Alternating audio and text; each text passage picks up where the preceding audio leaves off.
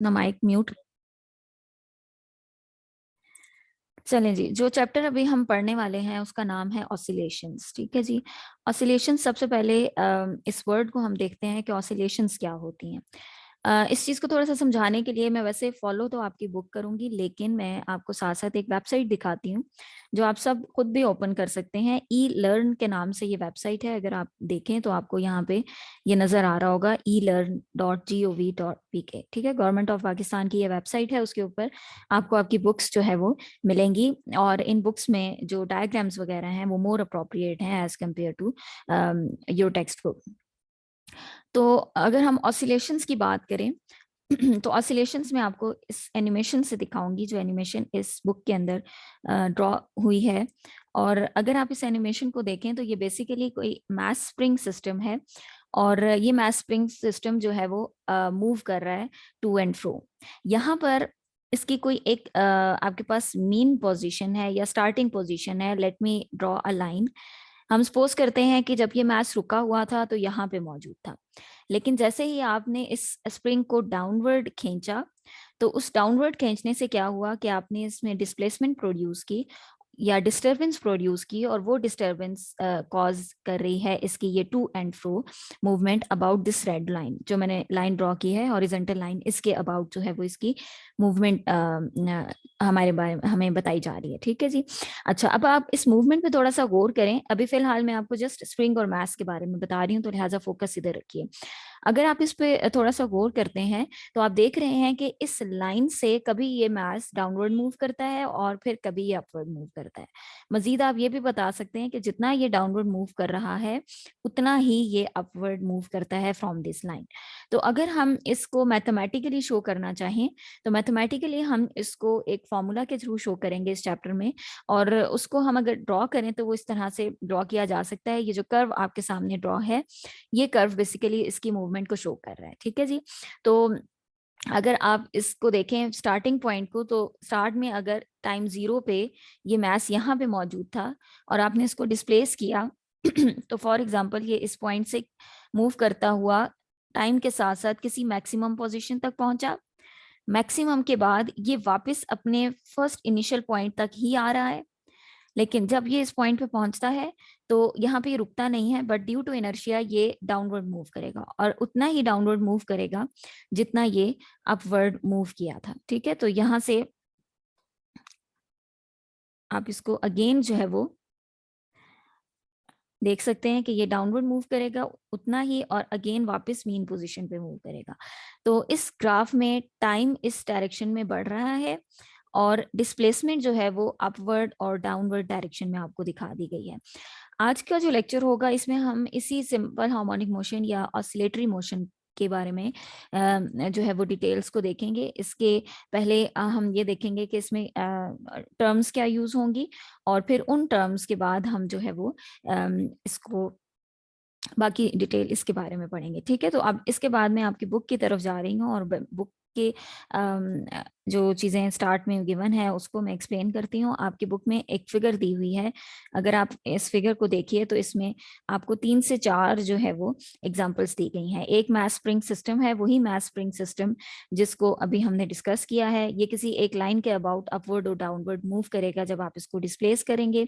इसको एनिमेशन की फॉर्म में आप देख चुके हैं, तो आपके माइंड में एक इमेजिनेशन बन चुकी है। इसके अलावा आपके पास ऑसिलेटरी मूवमेंट में, यानी टू एंड फ्रो मूवमेंट, जिसको ऑसिलेशंस भी कहते हैं, ऑसिलेटरी मूवमेंट कहते हैं, इसकी एक एग्जांपल आपके पास सिंपल पेंडुलम है। अगर आप सिंपल पेंडुलम को देखें तो ये जो सिंपल पेंडुलम है, ये स्टार्ट में जब आपने इसको डिस्प्लेस नहीं किया हुआ, तो एक मिनट रुकिएगा, तो स्टार्ट में ये इस तरह से स्ट्रेट लाइन में रहेगा। ठीक है जी, और यहाँ पे इसका कहीं मैस होगा। एज सुन एज आप इसको डिस्टर्ब करें, किसी पॉइंट तक लेके जाएं, तो आपको पता है कि इसके बाद मूवमेंट क्या होगी। जब आप इस पॉइंट पे छोड़ देंगे तो इस पॉइंट के बाद क्या होगा कि ये यहाँ पे रुकेगा नहीं, बल्कि ये वापस अपनी पहली पोजीशन की तरफ आएगा। और जब ये इस पॉइंट पे वापस पहुंचेगा तो चूंकि अब इसके पास काइनेटिक एनर्जी है तो ये इनर्शिया की वजह से इस पॉइंट पे रुक नहीं सकता, रेस्ट पे नहीं आएगा, बल्कि इनर्शिया की वजह से मजीद आगे मूव करेगा उतना ही दूर जितना ऑपोजिट डायरेक्शन में मूव किया था। और अगेन ये मूवमेंट जो है वो to and fro movement step wise continue रहेगी। ठीक है, तो ये ऑसिलेशन कहलाती है। और ऑसिलेशन का जो मेन आप देखें एसेंस है, अब इन दोनों फिगर्स को मैं कंपेयर करूं अगर, तो इन फिगर्स में कॉमन क्या है? इन फिगर्स में एक पॉइंट कॉमन है, फॉर एग्जांपल ये पॉइंट इसमें कॉमन है, और यहाँ पे एक पॉइंट है जिसके इर्द गिर्द मूवमेंट हो रही है। यहाँ पे movement upward and downward directions में है, और यहाँ पे movement to and fro directions में। ठीक है जी, तो इसका मतलब ये हुआ कि ऑसिलेटरी मूवमेंट जो होती है वो बेसिकली किसी एक पॉइंट के गिर्द की मूवमेंट को हम ऑसिलेटरी मूवमेंट कहते हैं। इसके अलावा आपके पास इसमें एक और एग्जांपल हो सकती है कि अगर आप आयरन का रॉड ले लें, सी जो फिगर है इसको देखें, अगर आप आयरन का रॉड ले लेते हैं, जैसे कि आपका सिंपल एक स्केल होता है स्टील का जो आप स्केल यूज करते हैं, और उसको आप किसी एक पॉइंट फिक्स कर दें और सेकंड पॉइंट को थोड़ा सा डिस्प्लेस करें, तो वो स्केल भी to and fro movement produce करेगा अबाउट सम पॉइंट। ठीक है जी। फिर एग्जांपल ये है कि आप किसी कर्व प्लेट के अंदर एक बॉल को जब अगर रखते हैं एज के ऊपर, तो ये बॉल मिनिमम एनर्जी की तरफ जाएगी, यानी जो सबसे लोएस्ट पॉइंट है इस कर्व में वहां तक जाएगी। लेकिन इनर्शिया और काइनेटिक एनर्जी की वजह से ये अपवर्ड मूव करेगी, एंड देन इसकी मूवमेंट भी टू एंड फ्रो कंटिन्यू रहेगी एज ऑल अदर मूवमेंट्स। तो सिंपल हार्मोनिक मोशन की ये एग्जांपल्स हैं, या ऑसिलेटरी मूवमेंट की ये एग्जांपल्स है, और हम प्रॉपरली जो है वो अब यहाँ पे डिफाइन करेंगे कि what is a simple harmonic motion. तो सिंपल हार्मोनिक मोशन को डिफाइन करने के लिए हम यहाँ पर ले रहे हैं एग्जांपल मैस स्प्रिंग सिस्टम की। 7.1 टॉपिक है आपकी बुक का, और मैस स्प्रिंग सिस्टम में हमने कंसिडर किया है कि हमारे पास एक मैस है जो कि रेस्ट पे मौजूद है एक पॉइंट पे। ठीक है, ये पॉइंट मैंने ग्रीन से ड्रॉ किया है। आपको अपने मोबाइल स्क्रीन के अंदर ये बुक का पेज नजर आ रहा होगा, तो आप इसको जूम भी कर सकते हैं, बिल्कुल उसी तरह से जिस तरह आप अपनी कोई फोटो वगैरह जूम करते हैं। ठीक है, तो आप इस फिगर को जूम कर सकते हैं यहाँ पे। तो हमने स्टार्ट में एक स्प्रिंग और मास लिया है, इसको हमने एक पॉइंट पे रेस्ट पे रखा है, और हमने क्या किया है कि हमने एक फोर्स लगा दी है एक स्प्रिंग पे, और उसको मूव कर दिया है किसी नेक्स्ट पॉइंट की तरफ। Be part of the Sana, अपना माइक म्यूट करें। Sana Parveen, mute your mic, mic बंद करें अपने फोन से। जब आप इसको मूव करेंगे किसी दूसरे पॉइंट से, तो उससे क्या होगा, जो आपके पास स्प्रिंग है, आपको मैं बता चुकी हूँ कि इसके अंदर एक टाइप ऑफ पोटेंशियल एनर्जी मौजूद है जिसको हम इलास्टिक पोटेंशियल एनर्जी कहते हैं। जब आप स्प्रिंग को डिस्प्लेस करेंगे, स्ट्रेच करेंगे, तो इस इलास्टिक पोटेंशियल एनर्जी की वजह से एक फोर्स अराइज होगी जो कि इस स्प्रिंग को वापस इसकी मिनिमम एनर्जी की तरफ लेके जाएगी। ये वो आपके पास पॉइंट है जिसमें इसकी जो एनर्जी है, स्प्रिंग की एनर्जी, वो मिनिमम है। ठीक है, कम से कम है। लेकिन एज सुन एज आप इस स्प्रिंग को स्ट्रेच करते हैं, खींचते हैं, या इसको कंप्रेस करते हैं, तो इसकी एनर्जी को आप डिस्टर्ब करते हैं। और हर सिस्टम जब भी आप उसकी एनर्जी को डिस्टर्ब करेंगे तो वो वापस अपने मिनिमम एनर्जी पोजीशन की तरफ जाएगा। तो जैसे ही आपने स्प्रिंग को स्ट्रेच किया, यानी मास को किसी और पॉइंट में मूव कर दिया है, तो due to the elastic constant या due to the force, restoring force, ये मास वापस इसी पॉइंट की तरफ आएगा जिस पॉइंट पे ये रेस्ट पे था या मिनिमम एनर्जी में था। तो ये फोर्स कितनी होगी? बाय हुक्स लॉ इसको आप लिख सकते हैं, restoring force is equal to F R is equal to minus K X. ठीक है, सबसे पहले ये फोर्स डायरेक्टली प्रोपोर्शनल है एक्स के। आप मास को जितना दूर लेके जाते हैं उतनी ही ज्यादा रीस्टोरिंग फोर्स प्रोड्यूस होगी। सेकंड ये कि जब आप इसमें इक्वालिटी इंट्रोड्यूस करते हैं, प्रोपोर्शनैलिटी को खत्म करते हैं, इक्वालिटी इंट्रोड्यूस करते हैं, तो एक कांस्टेंट आता है विद नेगेटिव साइन। ये जो कांस्टेंट है आपके पास, इसको स्प्रिंग कांस्टेंट कहते हैं। ये जो कांस्टेंट के है that is known as spring constant, और ये जो नेगेटिव साइन है ये डायरेक्शन को शो करता है, डायरेक्शन ऑफ फोर्स। अच्छा, अब डायरेक्शन ऑफ फोर्स किस तरह से शो करता है? अगर आप एक्स की डायरेक्शन देखें तो फोर्स की डायरेक्शन उससे ऑपोजिट होगी। फॉर एग्जाम्पल, अगर आपने मास को इस डायरेक्शन में मूव किया है, ये आपके एक्स की डायरेक्शन है, तो इस मास के ऊपर जो फोर्स लगेगी वो ऑपोजिट डायरेक्शन में होगी, यानी इस डायरेक्शन में होगी। ठीक है, ये एफ की डायरेक्शन होगी। तो नेगेटिव साइन जो है वो बेसिकली डायरेक्शन बता रहे हैं। लेकिन अगर आपने मास को अब ऑपोजिट डायरेक्शन में मूव कर दिया है, इस डायरेक्शन में आपने मूव किया है, तो जो फोर्स, रिस्टोरिंग फोर्स जनरेट होगी, उस फोर्स की डायरेक्शन ये होगी, यानी ऑपोजिट टू द एक्स। ठीक है, तो इसलिए ये जो नेगेटिव साइन इस फॉर्मूला में आ रहा है, ये बेसिकली हमें बता रहा है कि जो फोर्स जनरेट होगी जो कि मास को मूव करवाएगी, वो ऑपोजिट होगी फ्रॉम द डिस्प्लेसमेंट। ठीक है जी, तो इस को कहते हैं हम हुक्स लॉ। और इसकी वजह से स्प्रिंग ऑल द टाइम जो है वो ऑसिलेट करेगा। जब आप एक्स को राइटवर्ड रखेंगे तो फोर्स लेफ्टवर्ड होगी, तो उसको वापस पोजीशन ओ की तरफ लेके जाएगी। जब आप स्प्रिंग को लेफ्ट वर्ड लेके जाएंगे तो फोर्स राइट वर्ड होगी, यानी अगेन उसको मीन पोजीशन ओ की तरफ लेके जाएगी। तो हम यहाँ पे इंट्रोड्यूस करेंगे अभी ये तमाम वर्ड्स जो मैं वर्ड्स यूज कर रही हूँ, oscillations, mean position and all, इन चीजों को हमने यहाँ पर अभी जो है वो देखना है।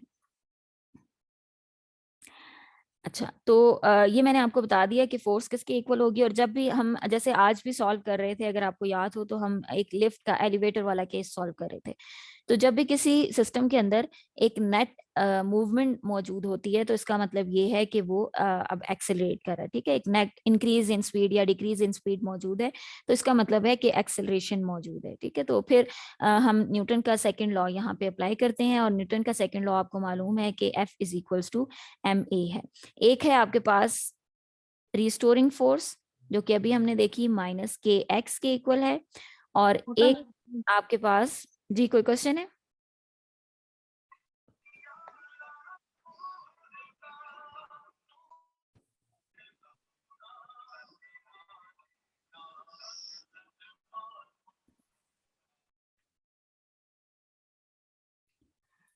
अच्छा, तो अब आप जब रिलेट करेंगे दोनों फोर्सेस को, तो आपके पास ये फॉर्म बन जाएगी, minus K X is equals to M A.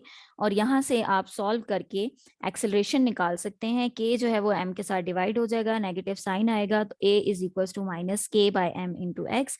और फाइनल जो आपके पास प्रोपोर्शनैलिटी आएगी, के स्प्रिंग कांस्टेंट है, एम जो मास साथ अटैच है, दोनों कांस्टेंट है थ्रू आउट द मोशन। ना मास चेंज हो रहा है, ना स्प्रिंग कांस्टेंट चेंज हो रहा है। स्प्रिंग कांस्टेंट तब चेंज होगा जब आप जो स्प्रिंग आपने यूज किया इसकी जगह कोई और स्प्रिंग ला के लगाएंगे, तो उसका के जो है वो डिफरेंट है। इसी तरह से जो ब्लॉक एम आपने साथ मास जो लगाया हुआ है, जब तक आप खुद रिप्लेस करके दूसरा नहीं लगाएंगे तब तक वो कांस्टेंट रहेगा। तो इसका मतलब ये हुआ कि ये जो रेशो है के बाय एम, ये कांस्टेंट है। यहाँ से आप एक्सेलरेशन निकाल सकते हैं, और एक्सेलरेशन जो है वो बेसिकली माइनस एक्स से प्रोपोर्शनल है। ठीक है, तो ये भी जिस तरह से फोर्स की डायरेक्शंस मैंने ड्रॉ करके दिखाई थी, वही एक्सेलरेशन की भी डायरेक्शंस होंगी, यानी एक्स से पोजीशन से, डिस्प्लेसमेंट से ऑपोजिट। ठीक हो गया। अच्छा, अब लास्ट में इसको सम अप किया जा रहा है और बताया आपको जा रहा है कि जो सिंपल हार्मोनिक मूवमेंट होती है उसमें जो एक्सेलरेशन होगी वो ऑलवेज जो है वो टुवर्ड्स मीन पोजीशन होगी। हम इसको डिफाइन करते हैं कि मीन पोजीशन क्या है। अभी मैंने आपको सर्कल करके दिखाया था एक point, that was point O, यानी वो पॉइंट आपके पास, अगर आप इसी फिगर को दोबारा देखें, जो आपका ओरिजिनल पॉइंट था जिसपे आपका सिस्टम मिनिमम एनर्जी में था और रेस्ट पोजीशन पे था, वो आपका पॉइंट जो है वो मीन पोजीशन कहलाएगा, क्योंकि तमाम ऑसिलेशन इसी पॉइंट के गिर्द होगी। मास इससे राइटवर्ड और लेफ्टवर्ड मूव करता रहेगा, यानी ऑसिलेट करता रहेगा अबाउट दिस पॉइंट। ठीक है जी, तो इस पोजीशन को, यानी ओ पॉइंट जो है for this spring mass system, इसको मीन पोजीशन कहेंगे। और एक्सेलरेशन की डायरेक्शन हमेशा इसी पॉइंट ओ की तरफ होगी। अब आपको नेक्स्ट टॉपिक में जो है वो ये तमाम वर्ड्स जो है वो इंट्रोड्यूस करवाए जाएंगे। इसमें हम देखेंगे कि इंस्टेंटेनियस डिस्प्लेसमेंट क्या है, एम्पलीट्यूड किसको कहते हैं, और वाइब्रेशंस क्या होती हैं। अब इस चीज को समझने के लिए आप ये फिगर देखें, जो फिगर आपको दिखाई है 7.3 फिगर। तो 7.3 फिगर में मास ऑसिलेट करेगा, और इस मास के साथ एक पॉइंटर लगा दिया गया है, यानी आप समझ लें कि एक पेन लगा दिया गया है और उसके नीचे एक पेपर लगाया है। उस मास के साथ पेन है, पेन के नीचे एक पेपर की शीट है, जिसको आप फॉर एग्जांपल खींच रहे हैं किसी एक साइड पे, मूवमेंट ऑफ पेपर की डायरेक्शन आपको यहाँ पे दिखाई है। ठीक है, आप इसको एक साइड पे पेपर को स्क्रॉल करते जा रहे हैं, खींचते जा रहे हैं, और साथ साथ ये जो मैस है ये अपवर्ड और डाउनवर्ड मूव करता जा रहा है। तो क्या होगा कि जो आपने पॉइंटर लगाया हुआ है, ये पॉइंटर जो है वो इसके ऊपर इस तरह से लाइंस छोड़ देगा। ये लाइंस जो है वो बेसिकली ड्रॉ की गई हैं और इनको आगे एक्सप्लेन किया है मुख्तलिफ नेम्स के साथ। ठीक है जी, तो इसमें आप पॉइंट्स नोट करने हैं। एक ए पॉइंट दिया हुआ है आपको, इसी तरह से एक हाईएस्ट पॉइंट जिसको बी लिखा हुआ है, एक लोएस्ट पॉइंट जिसको डी लिखा हुआ है, अगेन ए पॉइंट के बराबर लाइन पे यानी मीन लाइन पे जो पॉइंट है ई है वो। और ये तमाम चीजें जो है वो अभी हम आगे जो है वो इंट्रोड्यूस करेंगे। तो पहली चीज जो कि हमने देखनी है वो है वाइब्रेशन किसे कहते हैं। ठीक है, vibration means one complete round trip. अगर आप वाइब्रेशन की बात करते हैं तो वाइब्रेशन का मतलब क्या है, एक कंप्लीट राउंड ट्रिप। ये आपके पास इसमें इसकी वाइब्रेशन की डेफिनेशन है, of a body in a movement. जो भी आप ऑसिलेटरी मूवमेंट देख रहे हैं उसका एक कंप्लीट राउंड ट्रिप, यानी उसकी एक ऐसी मूवमेंट जिसके बाद वो वापस वही मूवमेंट रिपीट करती है, उसको वाइब्रेशन कहते हैं।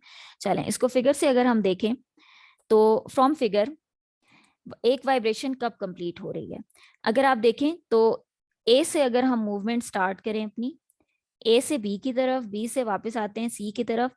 अब सी के बाद जो मूवमेंट है वो पहले रिपीट नहीं हुई, अगर आप उसको ट्रेस करेंगे तो वो डाउनवर्ड डायरेक्शन में ई तक आ रही है।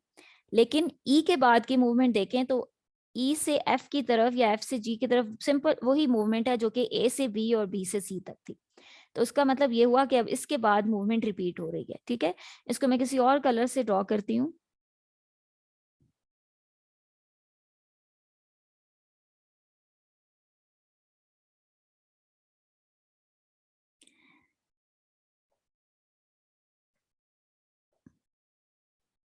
अच्छा, अब इस पार्ट को अगर हम ड्रॉ करें और येलो और रेड को आप मैच करें तो ये एग्जैक्टली ऑलमोस्ट सेम जो है वो ग्राफ्स हैं। तो इसका मतलब ये है कि ये जो रेड पार्ट आपके पास ड्रॉ हुआ है यहाँ से लेके यहाँ तक का जो पार्ट है ये एक कंप्लीट वाइब्रेशन कहलाएगी। ठीक है, तो ये वन कंप्लीट राउंड ट्रिप है एक बॉडी की, जिसके बाद अगेन वो उसी मूवमेंट को रिपीट कर रही है जो मूवमेंट उसने पहले एग्जीक्यूट की थी।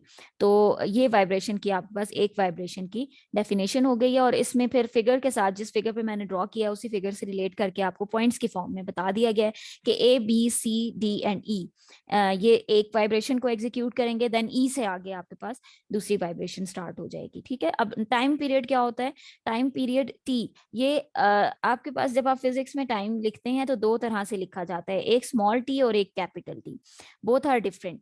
ठीक है, ये जो स्मॉल टी है ये ऑब्जर्वेशन टाइम है, ये कोई भी टाइम हो सकता है, एनी टाइम, ये आप पे डिपेंड करेगा।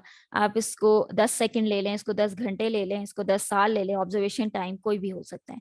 लेकिन टाइम पीरियड जो है वो वन वाइब्रेशन का टाइम है, वो टाइम है जिसमें एक वाइब्रेशन कंप्लीट होगी। ठीक है, तो अगर हम उसी फिगर को दोबारा देखते हैं जिसको अभी मैं आपको दिखा रही थी, साथ ये दोनों डेफिनेशंस लिखी हुई हैं, तो जो टाइम पीरियड यहाँ से यहाँ तक का है, कितना टाइम लगेगा इस मूवमेंट में, ये बेसिकली आपके पास टी कहलाएगा, कैपिटल टी। ठीक है, तो स्मॉल टी कुछ भी हो सकता है आपने स्टार्ट यहाँ से किया है, ये 0 पॉइंट है और आपने 10 सेकंड बाद देखा है तो आप यहाँ पे पहुंचे हैं, तो यहाँ से यहाँ तक का जो टाइम होगा वो स्मॉल टी कहलाएगा, वो ऑब्जर्वेशन टाइम हो सकता है।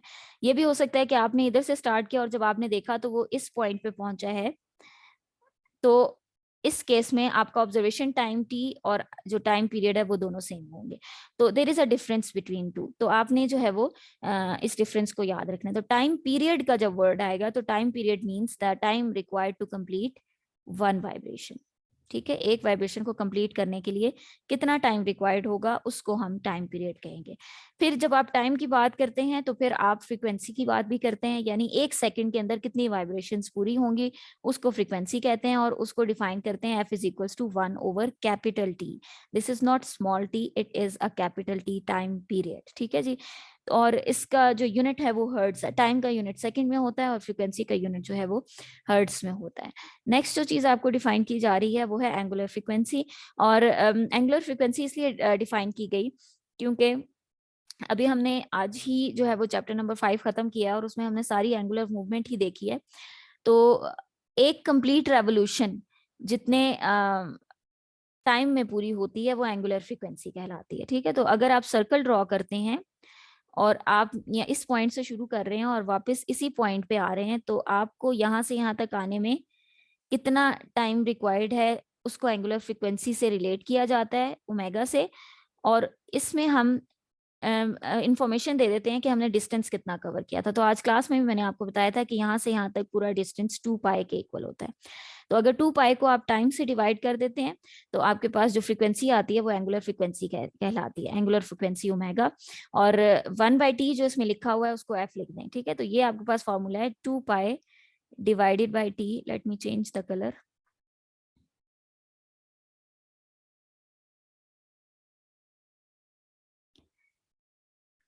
2 पाई डिवाइडेड बाय कैपिटल टी। तो हमें मालूम है कि जहां भी 1/t लिखा होगा वो f के इक्वल है। तो हम क्या करेंगे, इस 1/t को 2 पाई, और ये लिखा है ना आपके पास 1/t, तो ये क्या बन गया 2 पाई एफ। ठीक है, तो एंगुलर फ्रीक्वेंसी ओमेगा जो है वो 2 पाई एफ के इक्वल होती है। ये फॉर्मूला आज आपने देखा है और इसको आपने हमेशा याद रखना है। ठीक है जी, तो यहाँ तक वो तमाम इंट्रोडक्टरी चीजें थी जो कि डिफाइन की गई हैं जब आप इस चैप्टर को पढ़ रहे हैं, ऑसिलेशंस को पढ़ रहे हैं। तो अगर मैं दोबारा इसको सम अप करूं तो ऑसिलेशंस क्या हैं कि जो डिस्टरबेंस इन अ मीडियम है एट अ पॉइंट, एक पॉइंट देख रहे हैं उसके क्रॉस जो डिस्टरबेंस है, ठीक है, उसको हम, या उसके cross to and fro movement of a mass जो है वो बेसिकली ऑसिलेशंस कहलाएगा या वाइब्रेशंस कहलाएगा। ऑसिलेशंस और वाइब्रेशन एक ही चीज है। और सिंपल हार्मोनिक मोशन वो मोशन है या वो ऑसिलेशंस हैं जिसमें जो एक्सेलरेशन है वो all the time mean position की तरफ ही होती है, और ये मूवमेंट अपने आप को एक सर्टेन टाइम के बाद उसी तरह से बिल्कुल रिपीट करती है जैसे कि वो पहले एग्जीक्यूट हो रही थी।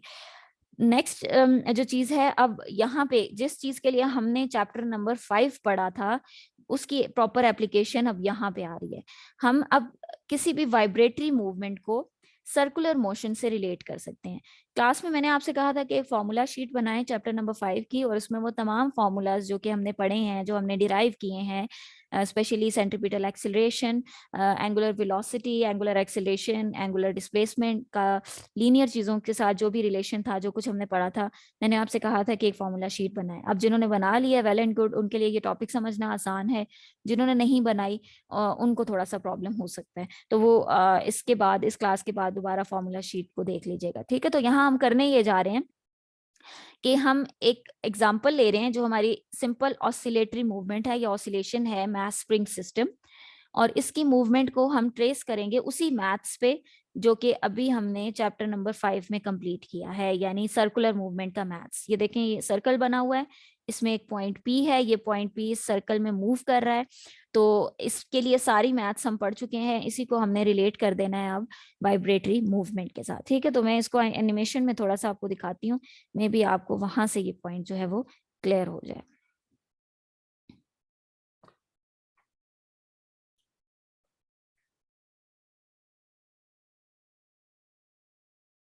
अच्छा, कुछ एनिमेशन है उनको देखते जाइएगा।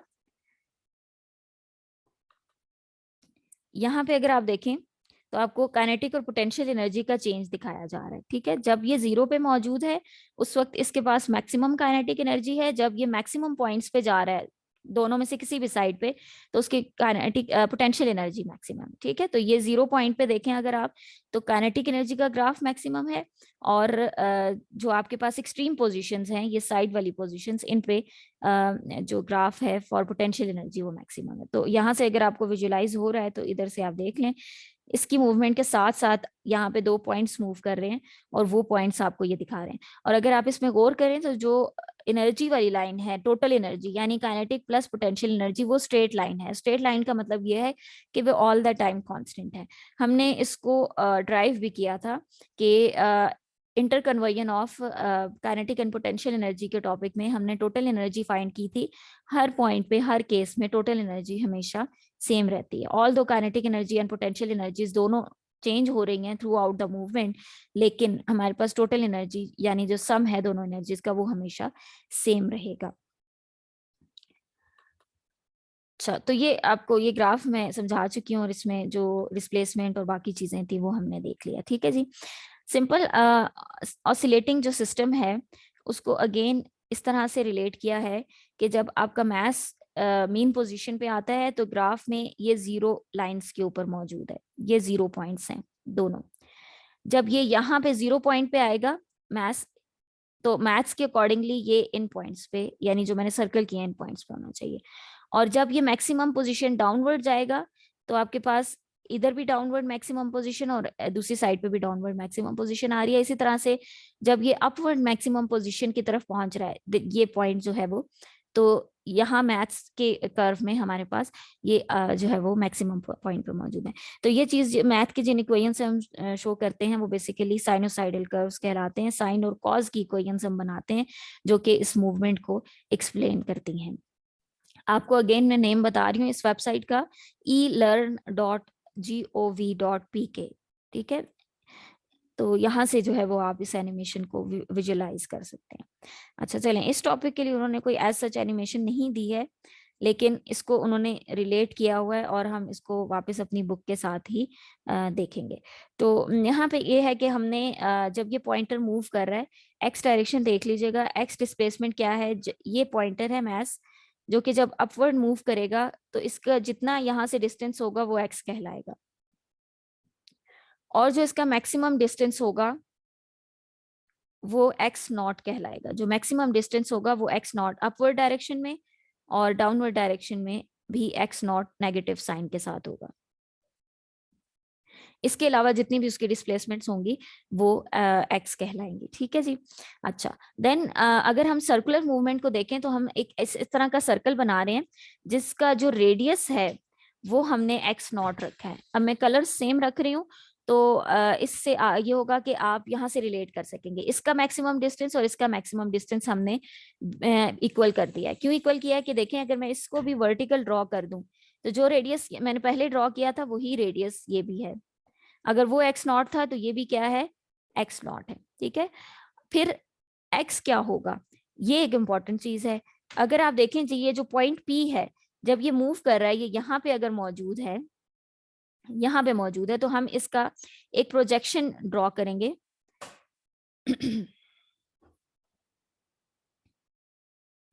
अच्छा, ये अभी क्लास जो है वो एंड अप हो जाएगी, जहां तक आज का लेक्चर चलेगा वहां तक आप लोग ज्वाइन रखिएगा।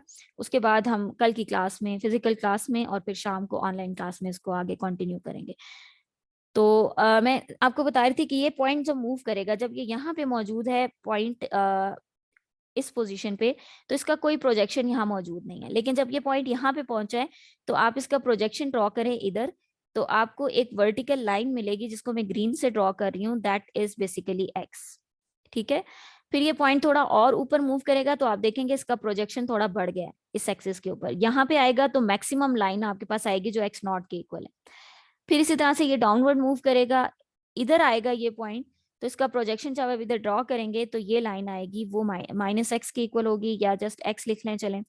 और पॉइंट इधर मूव करेगा तो अगेन डाउनवर्ड डायरेक्शन में उसकी मैक्सिमम पॉइंट। तो इसका मतलब ये हुआ कि ये जो पॉइंट मूव कर रहा है, मेन जो चीज है हमारा फोकस इस पे होना चाहिए, ये जो पॉइंट मूव कर रहा है, इस पॉइंट की मूवमेंट बेसिकली हमें रिलेट कर रही है इस पॉइंटर की मूवमेंट से।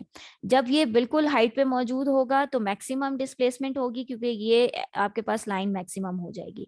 जब ये किसी और जगह पे मौजूद होगा, फॉर एग्जाम्पल इधर मौजूद होगा, तो यहाँ इस लाइन के ऊपर प्रोजेक्शन लेंगे और वो आपके किसी भी पॉइंट की एक्स की डिस्प्लेसमेंट होगी। ठीक है जी, तो इसको हम मैथ्स में सिंपली सर्कुलर मूवमेंट से रिलेट कर सकते हैं। और हमारे पास एक और आसान तरीन तरीका ये है कि हम साइन कर्व बना लें, और साइन कर्व जो है वो इसको डिफरेंट एंगल्स के ऊपर एक्सप्लेन करेगा। यहाँ पे मैं स्टॉप करती हूँ। इसी फिगर से मैं कल की क्लास में जो है वो फिजिकल क्लास कॉलेज में जो है वो स्टार्ट करूंगी, इसको एक्सप्लेन करूंगी इन ग्राफ्स को। और आज के लेक्चर से रिलेटेड जो आपका क्वेश्चन होगा वो भी आप कल पूछ सकते हैं। सो आई होप को आपको चीज़ों को समझ आ गई होगी। अभी आपका कोई सवाल है तो आप पूछ लें इससे पहले कि ये मीटिंग एंड हो जाए।